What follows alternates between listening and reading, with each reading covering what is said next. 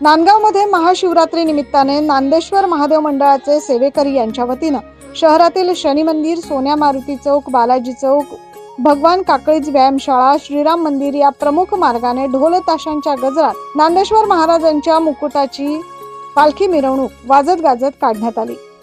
या मिरवणुकीत भाविकांनी दर्शनाचा लाभ घेतला।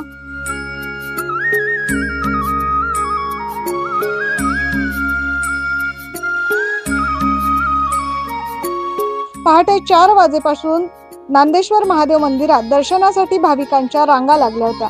नागेश्वर महादेव मंडळाच्या उत्कृष्ट नियोजनामुळे भाविकांमध्ये समाधानाचं वातावरण दिसत होतं। नांदगाव शहरातील भाविकांनी येथे अन्नदान केले।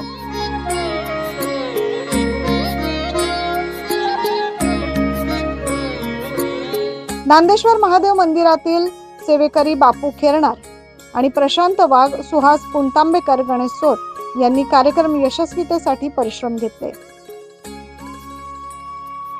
9 न्यूज महाराष्ट्रासाठी नांदगाव येथून प्रतिनिधी अनिल धामणे।